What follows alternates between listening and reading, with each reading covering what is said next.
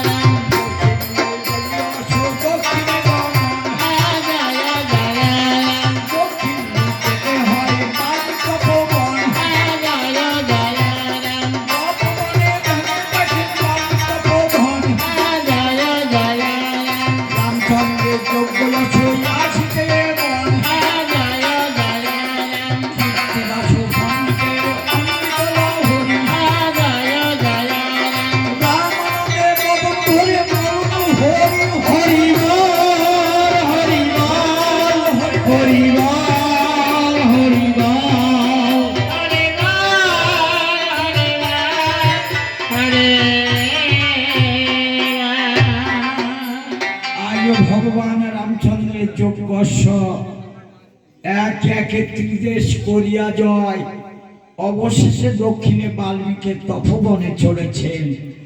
এদিকে মহামুনি ধ্যানে সবকিছু জানতে পারলেন, তাই মনে মনে চিন্তা করলেন যে আমি আমার সাধনার বলে পঞ্চম মাস গর্ভবতী সীতা মাকে আমার এই তপবনে নিয়ে এসেছি।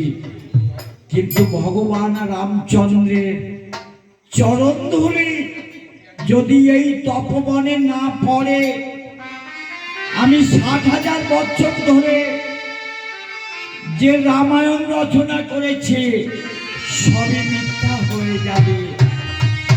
তাই ধীরে ধীরে সীতা মায়ের কাছে গিয়ে বললেন, মাগো মাগো, আমি তোমার কাছে এসেছি কিছু ভিক্ষার লাগি, আমায় কিছু ভিক্ষা দেবে মাগো। সীতা দেবী বললেন, হে পিতা ঠাকুর, আমি ছিলাম রাজনন্দিনী, হলাম রাজার ঘরণী, আমার এই ভাগ্য দোষে, আমার এই কপাল দোষে আমি যে বনবাসী, আমি আপনার কি ধন ভিক্ষা দেব? সীতা মাতা গো, ও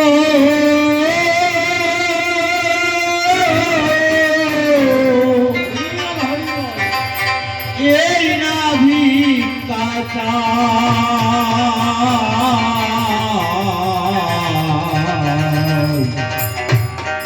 লব কুশিকে ভিক্ষা দে মা, বনে লয়ে যায়। লব কুশিকে ভিক্ষা দে মা, বনে লয়ে যায়।